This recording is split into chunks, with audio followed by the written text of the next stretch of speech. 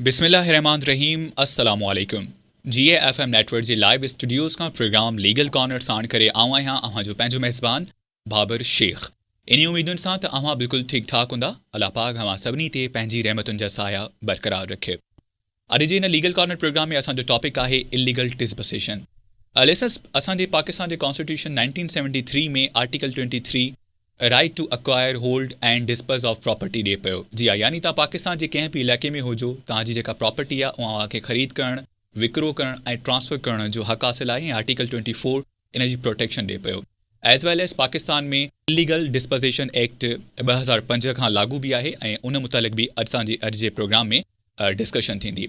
असांजे प्रोग्राम में अॼु लाइव स्टूडियोज़ में महिमान आहिनि एडवोकेट शहबाज़ हफ़ीज़ साहब, जेके तक़रीबन 10 सालनि खां वठी एडवोकेसी सां वाबस्ता बि आहिनि, लेक्चरार बि आहिनि लॉ कॉलेज में ऐं तमामु घणा इन्हनि जा कॉम्पिटेटिव एग्ज़ाम्स बि क्वालिफाई थियल आहिनि। त एडवोकेट साहब जी तरफ़ हलंदासीं। शहबाज़ साहब, अस्सलाम वालेकुम ऐं वेलकम टू द स्टूडियोज़। वालेकुम सलाम Babar, thank you very much for having me in your program once again and I am waiting for whole week and I am waiting for your messages and call that you will call me के next programme तव्हां सां गॾु करणो आहे। यस sir, ऐं असांजी पाण इहा ख़्वाहिश हूंदी आहे। जी, I do wait for whole year for whole week के तव्हां ज़रूरु मूंखे इनवाइट कंदो। बिल्कुलु, आया बि आहियो ऐं असांजी ख़्वाहिश हूंदी आहे तव्हां असां हर वीक, अगरि हर वीक न त ॿिए वीक लाज़मी programme. Thank you very much. This is your love and respect for me that you are giving me in your programme. Thank you so much sir. अॼु जो असांजो टॉपिक आहे इलीगल डिस्पोज़िशन। सो इलीगल डिस्पोज़िशन जी तरफ़ अचण खां पहिरियां पाकिस्तान जे कॉन्स्टिट्यूशन आर्टिकल 24 ऐं 23 ऐं 24 जी तरफ़ असां अचूं पिया। इनखे थोरो तव्हां ब्रीफली वज़ाहत कंदा। बिस्मिल्लाहिर्रहमानिर्रहीम। सभ खां पहिरियों बाबर 10-12 प्रोग्राम न बल्कि सॼो साल प्रोग्राम करण खां पोइ हिकिड़ी शइ त मां इन सम्झी वियो आहियां त U have a bright future. अगरि त वकालत में तव्हांजो फ्यूचर तमामु सुठो आहे। वजह इहा आहे त हिन पूरे साल में जेतिरा बि असां प्रोग्राम कया आहिनि, तव्हां मूंसां कया आहिनि या डिफरेंट जेके बि असांजा हिते एडवोकेट ॿाहिरि आया आहिनि त उन्हनि सां कया आहिनि, लंडन काउंसिल सां जेके बि आया आहिनि, इहा आहे त तव्हांजी स्टडी ऐं रिसर्च थोरी डीपली थी वई आहे ऐं तव्हांजा यूनिक टॉपिक जेके आहिनि जेके पब्लिक सां रिलेटेड हुजनि, छोकी लॉ त इलाही वसी आहे। बिल्कुलु, पब्लिक सां रिलेटेड तव्हांजा टॉपिक आउट क्लास हूंदा आहिनि। हे बि त उन्हनि टॉपिकनि मां हिकिड़ो तमामु सुठो टॉपिक तव्हां खणी आया आहियो जिते डिस्कशन कंदासीं इंशाल्लाह। फर्दर जेको आर्टिकल जे हिसाब सां तव्हां पुछियो हाणे, जी आर्टिकल 23 तव्हां पाण ई अल्हम्दुलिल्लाह सुठो ब्रीफ करे वियो, सुठो ई ॿुधाए वियो। No need to repeat it here, but असां तफ़सील सां जेको आहे हासिल था कयूं। ॾिसो, इन में हिकिड़ो लफ़्ज़ इस्तेमालु थिए रहा कि एवरी सिटीज़न। हाणे सिटीज़न केरु आहे? कॉन्स्टिट्यूशन 1973 मुताबिक़ सिटीज़न उहो माण्हू आहे जंहिंखे नेशनैलिटी हुजे पंहिंजे मुल्क जी। सपोज़ हिकिड़ो पाकिस्तानी आहे, मां आहियां सबर, मां NIC होल्ड कयां थो पियो, मुंहिंजी पैदाइश हिते जी आहे, मुंहिंजे वॾनि जी पैदाइश हितां जी आहे ऐं मां पाकिस्तानी आहियां।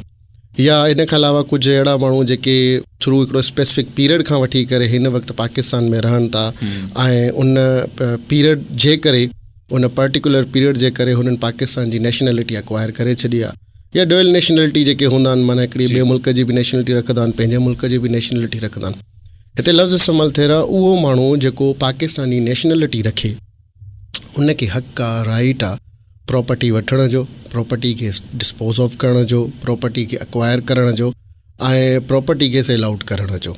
आर्टिकल 23 असांखे उहा सॼी लिबर्टी ॾिए थी पई, जेको हिकिड़ो सिटीज़न खे, हिकिड़ो पाकिस्तान एज़ ए स्टेट हिकिड़ी लिबर्टी ॾिए थी त पंहिंजी प्रॉपर्टी खे वठणु, यूज़ करणु, इस्तेमालु करणु within ambit of law.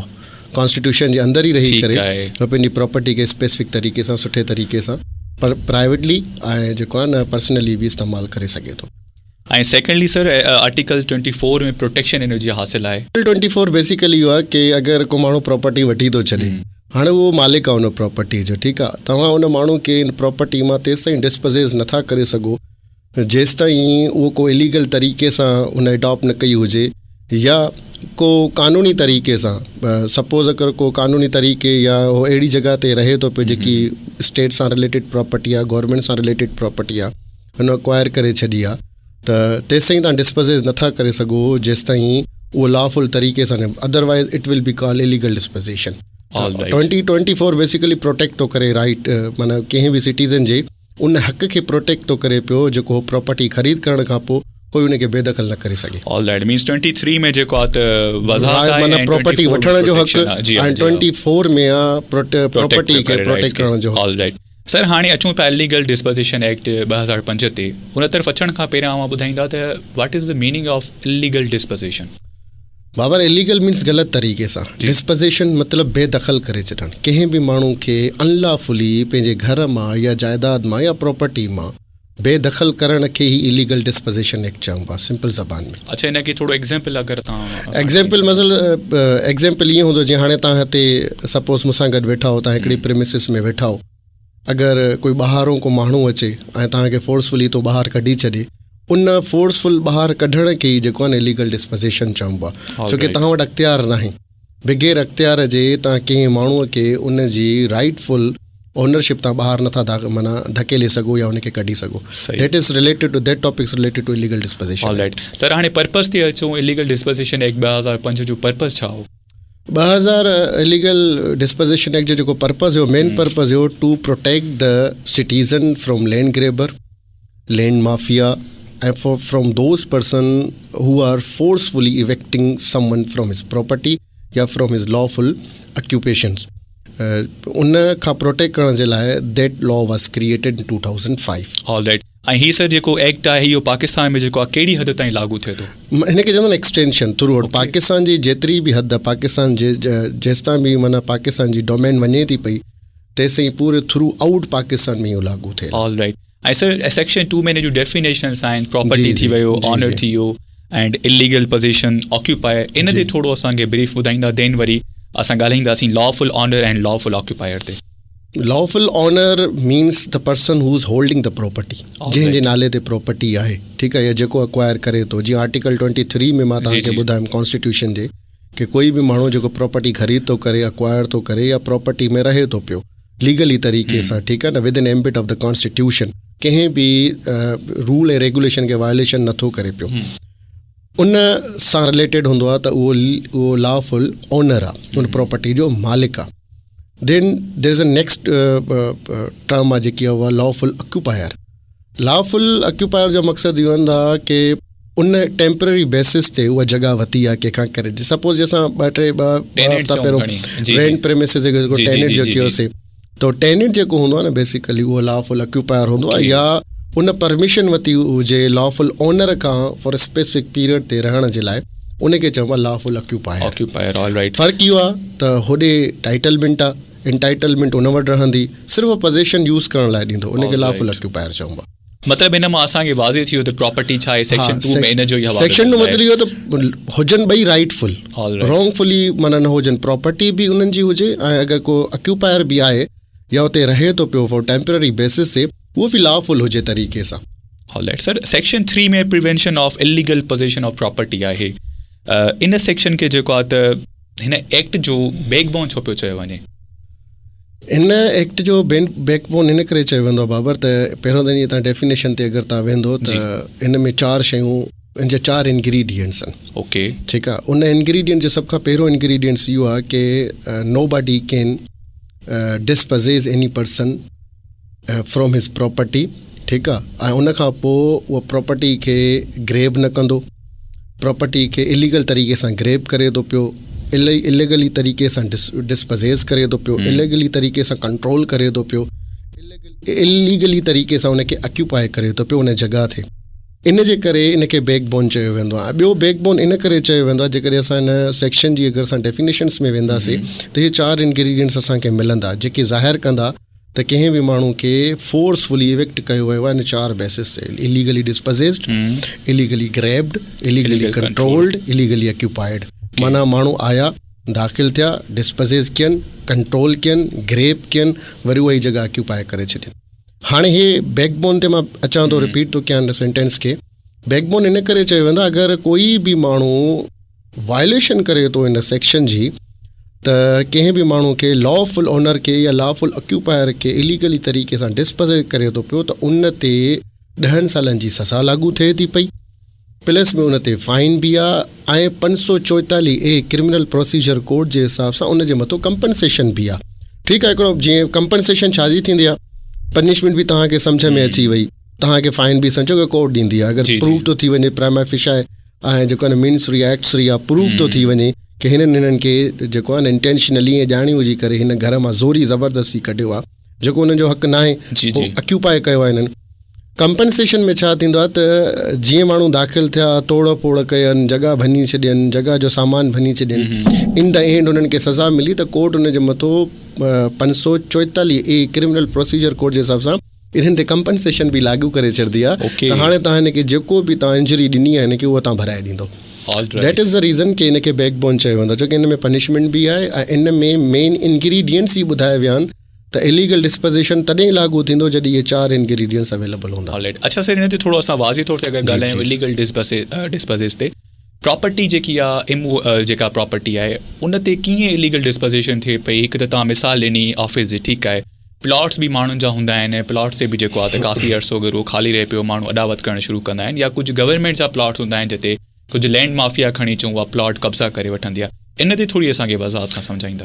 पहिरियों त सवाल इहो हुजणु खपे त इलीगल डिस्पोज़िशन खां अॻु में कहिड़ा कानून हुया या कहिड़ा सेक्शन्स हुया जंहिंजे करे जेको आहे न इलीगल डिस्पोज़िशन जे अचण जी ज़रूरत पई. जी, असांखे थोरो बैकग्राउंड में पोइते वञिणो पवंदो. पाकिस्तान पीनल कोड में कुझु सेक्शन आहिनि 441 खां वठी करे 445 ताईं. PPC क्रिमिनल ट्रेस पास. अगरि तव्हां डेफिनेशन खणंदो क्रिमिनल ट्रेस पास जी एग्ज़ैक्ट सेम डेफिनेशन आहे जेकी इलीगल डिस्पोज़िशन जी आहे. फ़र्क़ु सिर्फ़ु हिकिड़ो आहे त उन में माण्हू फोर्सफुली घर में दाख़िल थियनि था पिया, घर में दाख़िल थी करे तोड़ फोड़ करनि था, तोड़ फोड़ करे असॉल्ट करनि था, क्रिमिनल तरीक़े सां कंहिं माण्हू खे इंजरी ॾियनि था पिया, ठीकु आहे, ऐं उन जॻह खे अक्यूपाए करे था अचनि. पहिरियों इहो हूंदो हुयो. हाणे लफ़्ज़ इस्तेमालु थियो, माना लैंड माफ़िया, लैंड ग्रेबर, प्रॉपर्टी ग्रेबर. हाणे इनखे डिस्टिंग्विश कीअं कजे. ईअं जे अगरि तव्हां मिसाल अगरि एग्रीकल्चर लैंड आहे, जे तव्हां चओ था त एग्रीकल्चर लैंड में 145 क्रिमिनल प्रोसीजर कोड जे हिसाब सां अगरि कोई ॿ धुरियूं पाण में विड़ी पवंदियूं त उन ते मैजिस्ट्रेट एक्शन खणंदो हुयो, एप्लीकेशन ॾींदासीं हिते मौतमार, हिते मरण जो ऐं जेको मारण जो ख़तरो इलाही आहे, त उन में मैजिस्ट्रेट इंटरवीन करे ॿिन्हिनि पार्टियुनि खे घुराए करे पाण में सेटलमेंट कराए छॾंदो हुयो. हाणे रीज़न थियो त हाणे डिस्टिंग्विश कीअं कयूं.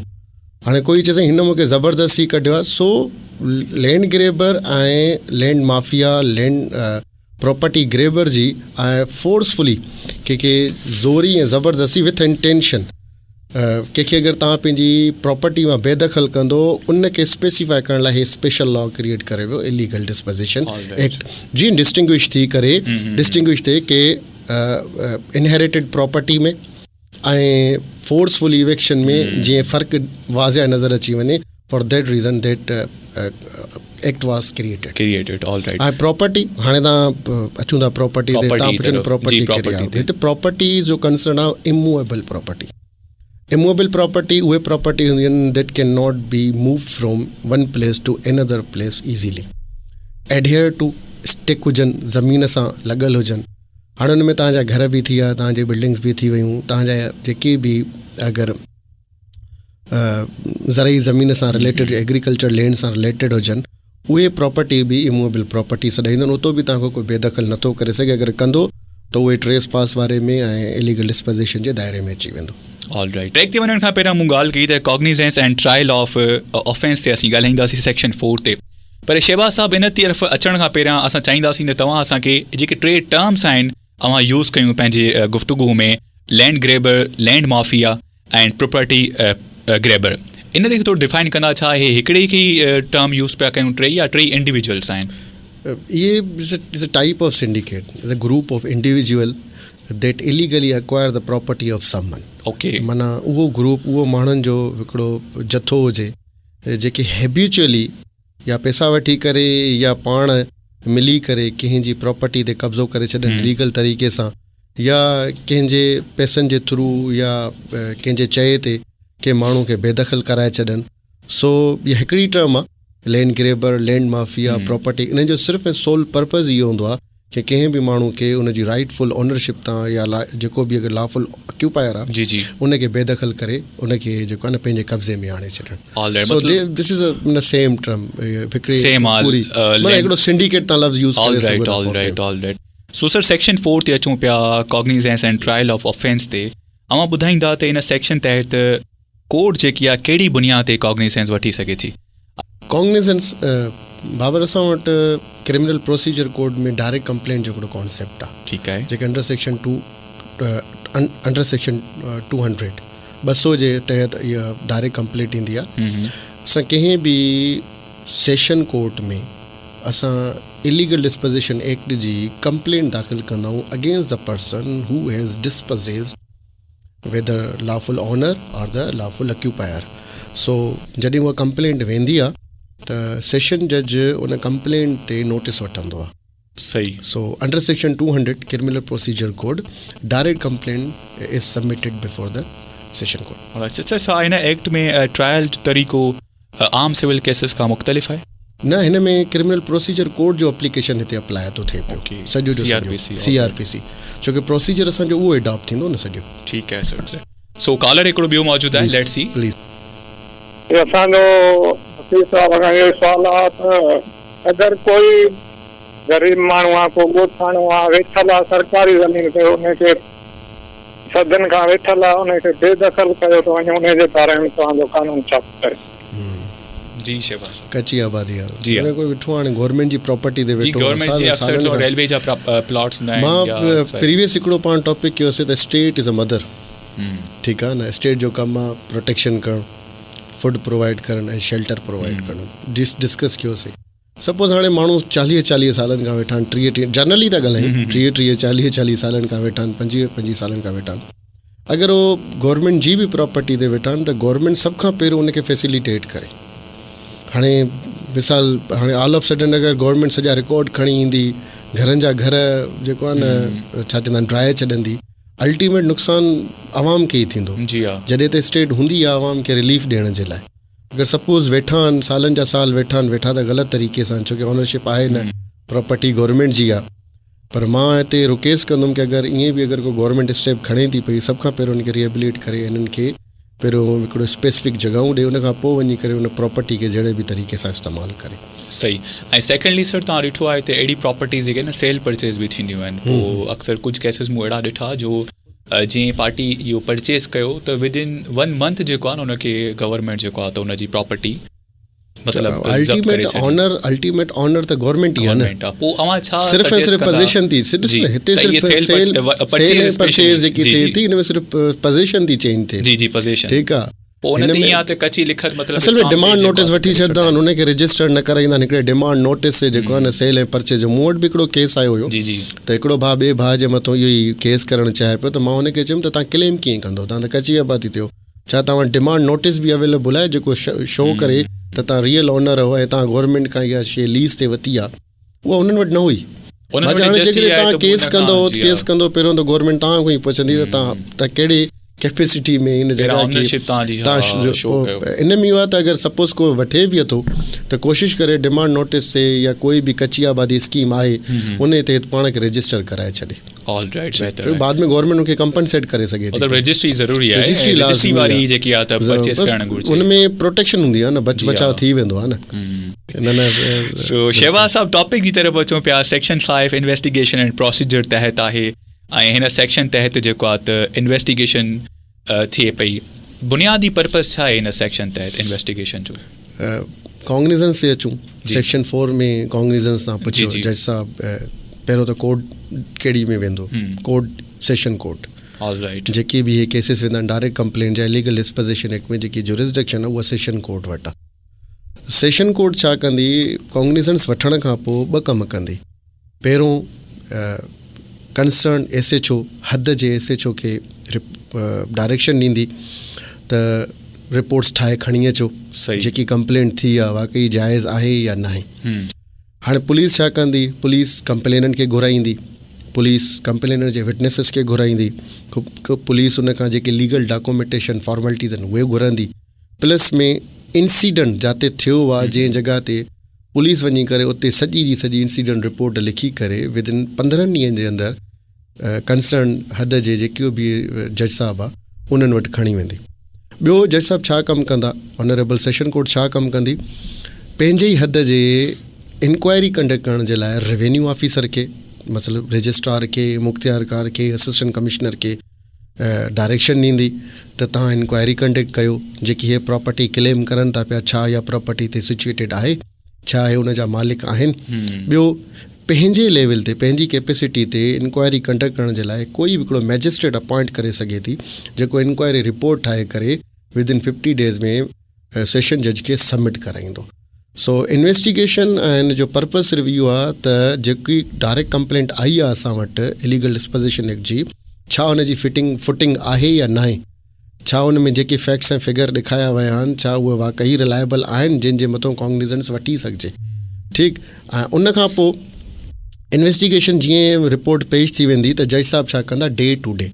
हाणे ही इलीगल डिस्पोजिशन पूरे हुन में लॉ में वाहिद हिकिड़ो एक्ट आहे जंहिंमें कोई बि एजरमेंट न आहे, डे टू डे। माना जीअं रिपोर्ट पेश थी वई, इंक्वायरी रिपोर्ट ऐं पुलिस जी रिपोर्ट जीअं अची वई, प्रूफ थी वियो, प्राइमा फेशिया अची वियो ऐं जेको आहे न मेलाफाइड ज़ाहिर थी वियो सपोज़, त जज उन ते एक्शन खणंदो ऐं इन ते छा कंदो, डे टू डे कार्रवाई मतिलबु ट्रायल शुरू करे छॾंदो। कॉपी सप्लाई थी वेंदियूं, अक्यूज़ पर्सन्स अची वेंदा, उन्हनि जा पंहिंजो छा चीफ रिकॉर्ड थींदो ऐं प्लस में क्रॉस एग्ज़ामिनेशन शुरू थी वेंदी सॼी। ठीकु आहे, कंहिंजी कंप्लेनेंट जी, जंहिं डायरेक्ट कंप्लेन दाख़िल कई आहे हुनजो चीफ ऐं क्रॉस एग्ज़ामिनेशन शुरू थी वेंदो। एजरमेंट न आहे ॾियणी, विदिन 60 डेज़ में तव्हांखे जेको आहे न पूरो जो पूरो ट्रायल कंडक्ट करिणो आहे। अगरि गुंजाइश पइजी थी वञे एजरमेंट ॾियण जी, चवनि था त 7 डेज़ खां माना लिखियलु आहे, लॉ में लिखियलु आहे सिर्फ़ु ऐं सिर्फ़ु 7 ॾींहं, बाक़ी अदर गुंजाइश न, उहा बि कॾहिं रेयर केसिस में। रेयर केसिस में हाणे रेयर केस कुझु बि थी सघे थो, अनअवॉइडेबल सर्कमस्टेंसिस असां लफ़्ज़ यूज़ कंदा आहियूं। उन खां अलावा बाक़ी विदिन 60 डेज़ में तव्हांखे सॼो जो सॼो जेको ट्रायल आहे उहो कंक्लूड करिणो आहे। अगरि कंप्लेंट एंड मेलाफाइड अगरि अक्यूज़ जो साबित थी थो वञे त हिननि खे डिस्पोजेस कयो आहे इलीगल तरीक़े सां, त जीअं मां तव्हांखे ॿुधायुमि त 10 सालनि ताईं अप टू 10 सालनि ताईं सज़ा आहे, न त डिपेंड अपॉन द जज खे उहो 3 साल जी सज़ा ॾे, 4 साल जी ॾे, उन्हनि जे मथां आहे, प्लस में फाइन ऐं मथां कंपनसेशन अंडर सेक्शन 544A। पर प्रोवाइडेड दैट हिकिड़ी शइ हिन में हिकिड़ी ॿी बि आहे, अगरि कंप्लेनेंट साबित न करे सघियो, सभु कुझु कूड़ो थी वियो ऐं प्रूव न करे सघियो त हिननि मूंखे डिस्पोजेस कयो आहे, छोकी ईअं न आहे त सिर्फ़ु अक्यूज़ पर्सन जे लाइ इलीगल डिस्पोजिशन आहे। माण्हू कॾहिं कंहिंखे फसाइण जे लाइ बि दाख़िल करे छॾंदा आहिनि केस। हाणे इन सूरत में पूरी जी पूरी कंप्लेंट फॉल्स निकिती, फ्रिवलस निकिती। ठीकु आहे, हाणे जज छा कंदो, उहो सॼो जो सॼो जेको बि फाइन आहे, हिते त छा हुयो सज़ा बि हुई, हाणे कंपनसेशन बि, हाणे जज उन जे मथां पेनल्टी हणंदो, कंप्लेंट जे मथां 5 लख तूं हाणे अक्यूज़ पर्सन खे भराए ॾींदे, त तूं उन जे ख़िलाफ़ु ग़लति केस दाख़िल कयो आहे। सो मां ॿुधाइण वारनि खे इहो चवणु चाहींदुमि, ॾिसण वारनि खे बि चवणु चाहींदुमि त इलीगल डिस्पोजिशन एक्ट जे तहत अगरि तव्हां अचो था पिया त कंप्लेनेंट खे इहा ज़रूरु ख़बर हुजे, अगरि मां साबित न करे सघियुमि त मुंहिंजे मथां 5 लख जो फाइन लॻी सघे थो पियो, 5 लख जी पेनल्टी लॻी सघे थी, जेकी मूंखे अक्यूज़ पर्सन खे ॾियणी हूंदी। साबित करण लाइ सिर्फ़ु एविडेंसिस मां छा चयुमि, हर लाइ ॿिन्हिनि जे लाइ हूंदो आहे, सिर्फ़ु हिकिड़े जे लाइ न हूंदो आहे, ॿिन्हिनि जे लाइ हूंदो आहे।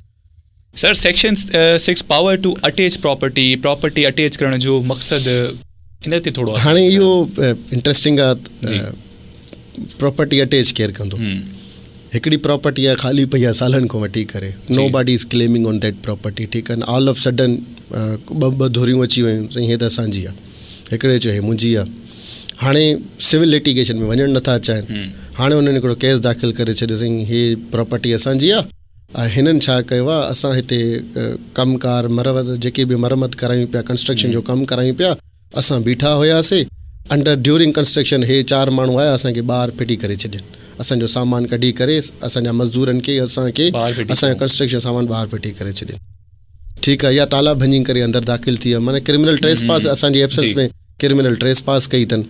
हाणे इलीगल डिस्पोजिशन जो केस दाख़िल करे छॾियनि।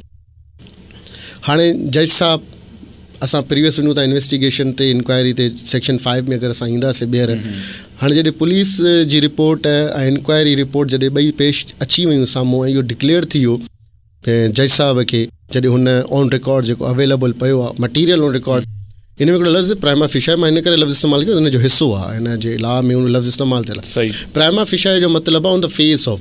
हाणे जज साहब ऑन रिकॉर्ड इहो ॾिसी वरितो त प्रॉपर्टी न हिन जी आहे, न ए जी आहे, न बी जी आहे, हे प्रॉपर्टी कंहिं टे माण्हू जी आहे या हे पुटनि प्रॉपर्टी स्टिल पीउ जे नाले ते आहे, 2 क्लेम था हाणे हिननि हिक ॿिए जे मथां कूड़ा केस करे छॾिया आहिनि।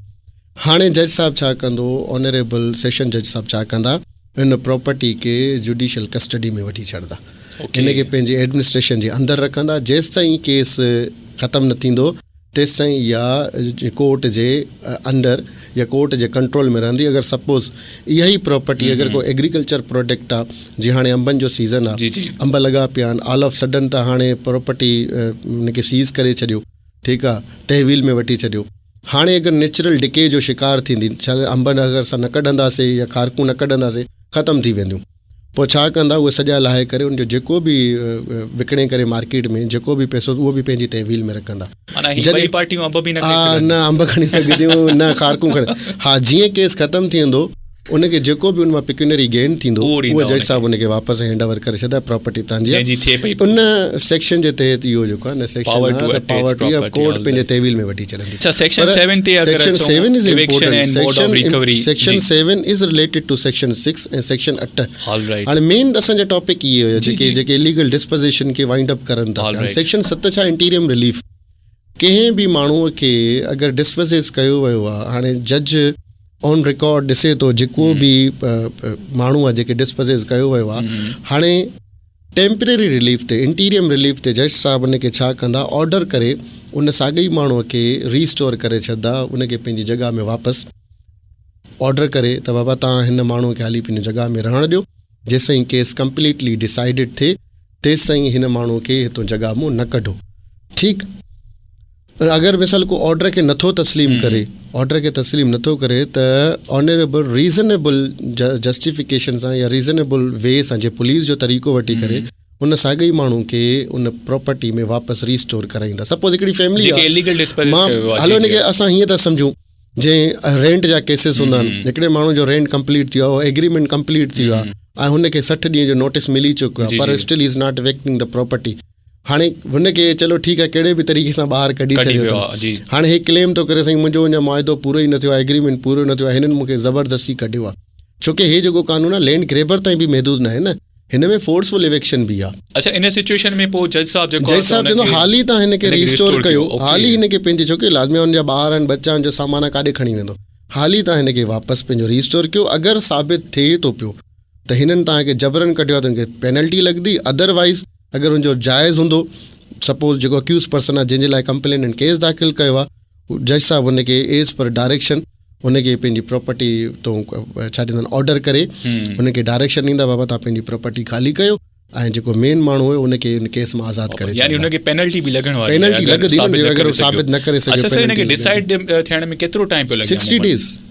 बाबा लॉ चए तो you have to decide the illegal disposition act या the cases related to illegal disposition within 60 days। Okay, 2 months। ॿी ॻाल्हि मां चई, में वाहिद लॉ आहे जंहिंमें गुंजाइश ई न आहे एजरमेंट जी। ओके, अगरि एजरमेंट ॾियणी आहे त रेयरेस्ट केस, हिकिड़ी रेयर केस न, रेयरेस्ट केस में तव्हांखे एजरमेंट ॾियणी आहे, उहो बि माना अहिड़ो रीज़न ॾेई करे त जेको न टालिजे सघिजे, जंहिं अनअवॉइडेबल सर्कमस्टेंसिस हुजनि तॾहिं वञी करे, पर डे घणा 7 ॾींहं। अच्छा, 7 ॾींहं, सिर्फ़ु 7 ॾींहनि जी एजरमेंट ॾियणी, उन खां पोइ सिर्फ़ु 7 ॾींहं एजरमेंट, सिर्फ़ु 7 ॾींहं ॾियणी आहे, उन खां पोइ वरी केस डे टू डे जी बेसिस ते हलाइणो आहे। ओके, ऐं विद इन 60 days जेको आहे त इहो केस जेको आहे डिसाइड थी वेंदो आहे। जी, हाणे सेक्शन 8 जी अचूं था। जी जी, वंस प्रूफ थी वियो, हाणे इंटीरियम रिलीफ मिली वियो। इंटीरियम रिलीफ छा थियो, इवेक्शन पोजीशन असां जेकी इवेक्शन थी, इंटीरियम रिलीफ ॾेई असां रीस्टोर कराए, जीअं केस साबित थो थी वञे अगेंस्ट अक्यूज़ पर्सन त हिननि असांखे इलीगल डिस्पोजेस तरीक़े सां कढियो आहे, त अक्यूज़ खे त सज़ा मिलंदी, पेनल्टी अलॻि लॻंदी, फाइन अलॻि लॻंदो, कंपनसेशन अलॻि भरंदो। अगरि कंप्लेनेंट साबित न करे सघियो त कंप्लेनेंट खे 5 लाख भरणा पवंदा। कंप्लेनेंट 5 लाख कहिड़ी बि कंडीशन में भरे थो सघे, लॉ 5 लाख ॾियणा आहिनि हुनखे, हुन में लॉ में इहो वाज़े थियल आहे त पेनल्टी हुनखे जेकी ॾियणी आहे 5 लाख, त हुनखे इंजरी ॾियणी आहे, त लाज़मी तव्हां हुनजे ख़िलाफ़ु हिकिड़ो ग़लति फॉल्स ऐं फेरिविलिस वैक्सीशियस केस सां दाख़िल कयो आहे, हुनजे ख़िलाफ़ु तव्हां हुनजी इज़त खे टार्निश कयो आहे। ओके, ठीकु आहे, छोकी हुनखे लैंड माफ़िया, लैंड ग्रेबर जो तव्हां टेक था हणो कयो माण्हूअ खे, दैट इज़ द रीज़न की हुनजी इंजरी 5 लाख सां बि कंपनसेट न थींदी, छोकी इज़त वॾी शइ हूंदी आहे। ॾिसो न, हाणे इहे सेक्शन 8 ई रिलाए हुन ते करे थो। जीअं हाणे केस थी वियो त हाणे जंहिंजी प्रॉपर्टी जंहिंजे नाले ते हूंदी, it will be restore to that person. All right sir ऐं टॉपिक खे अगरि असां कंक्लूड कयूं आख़िर में हिकिड़ो सुवालु आहे जेको मूंखे स्क्रीन ते बि आयो आहे इहो हिकु न 3-4 ॼणनि मोकिलियो आहे जेको मुसलसल मां ॾिसंदो पियो आहियां त जेकॾहिं इहो अगरि इलीगल डिस्पोज़ेस थिए पई कंहिं प्रॉपर्टी ते त उहो जेको माण्हू आहे उनखे कहिड़ो लीगल स्टेप वठणु घुरिजे फौरी तौर ते? खां पहिरियों पुलिस जे कंप्लेंट दाख़िल करे, पहिरियां पुलिस SSP कंप्लेंट सेल ते वञे, ऑनलाइन कंप्लेंट दाख़िल करे छॾे, उनजी रिसीविंग वठे, वरी कंसर्न हद जे SHO ऑनलाइन कंप्लेंट बि करे सघे थो, ऑनलाइन कंप्लेंट करे सघे थो प्लस में छो की 24 आवर्स में वरी उन ते अमल बि त थियणो आहे न, ठीकु आहे। उनखां पोइ कंसर्न हद जे SHO ॾे वञी करे रिटन में एप्लीकेशन ॾेई सघे थो, ठीकु आहे। देन उहा कंप्लेंट खणी करे हे सेशन कोर्ट ईंदा जेके असां डायरेक्ट कंप्लेंट चवंदा आहियूं, पंहिंजे कंहिं बि काउंसिल जे थ्रू उहो डायरेक्ट कंप्लेंट दाख़िल करे उन्हनि जे ख़िलाफ़ु हिकिड़ो ट्रायल इनिशिएट कराए सघनि था पिया। 8A में हिन जी अपील आहे। अगरि सपोज़ को माण्हू सम्झे थो की मूंखे ग़लति तरीक़े सां कढियो वियो आहे ऐं मुंहिंजे लाइ ख़िलाफ़ु जेको आहे न डिसीशन आयो आहे, मूंखे कन्वेक्शन लॻी आहे, मूंखे सज़ा लॻी आहे, सेक्शन 8A असांखे अपील जो मौक़ो थो ॾिए त विदिन 30 डेज़ में अगरि कंहिंखे कन्वेक्शन लॻी आहे त 30 ॾींहंनि में पंहिंजो अपील दाख़िल करे हाई कोर्ट में। अगरि को अक्यूट थी वियो आहे त कंप्लेननि खे 30 ॾींहंनि में जेको आहे उनजे ख़िलाफ़ु रिविजन दाख़िल करणी पवंदी। सो इहो असांखे जेको आहे न लॉ पूरो जो पूरो प्रोसीजर ॾिए थो पियो त इलीगल इन स्पेसिफिक केसिस खे कीअं डील कजे apart from the civil procedure code ऐं जेको आहे न में जेके रेगुलर मैजिस्ट्रेट ट्रायल आहिनि, सेशन ट्रायल खां हटी करे इन जे लाइ इहो लॉ क्रिएट कयो वियो। ऐं सर इन शॉर्ट लास्ट में वरी तव्हां रिवाइज़ इहो असांखे ॿुधाईंदा त सज़ा 10 सालनि ताईं थी सघे थी? एक्सटेंडेड आहे, okay, it is extended. Intensity depend करे थो त केतिरो माना उनजी इंटेंसिटी आहे क्राइम जी, छोकी ॾिसो न जेतिरी वधीक इंटेंसिटी सज़ा ओतिरी वधीक डिपेंड। ईअं न जज 3 साल बि सज़ा ॾेई सघे थो, 5 साल बि ॾेई सघे थो, 7 बि ॾेई सघे, एक्सटेंडेड 10 years। कंप्लेनेंट अगरि जेको आहे त नथो करे सघे अगरि प्रूव त उन ते 5 लख पेनल्टी आहे, उन ते सज़ा लॻंदी, उनखे लॻंदी 544A criminal procedure code. All right. So listeners programme जो वक़्तु बि पंहिंजी पुॼाणी ते पहुतो आहे। जो असांजो टॉपिक इलीगल डिस्पोज़ेशन जिते शहबाज़ साहब सुठे तरीक़े सां कोशिशि कई हूंदी पंहिंजे जेके न सुठे खां सुठो ब्रीफ कयो, सुठे खां सुठो असांखे गाइड कयो हुजे। उमेद आहे अॼु जो असांजो प्रोग्राम तव्हांजे लाइ तमामु घणो इंफॉर्मेटिव थियो हूंदो। सो लिसनर्स प्रोग्राम जो वक़्तु पंहिंजी पुॼाणी ते पहुतो। नेक्स्ट प्रोग्राम में वरी नए मौज़ू सां गॾु अवां सां मुलाक़ात थींदी। तेसीं ताईं अल्लाह हाफ़िज़ ऐं ज़िंदगी बख़ैर।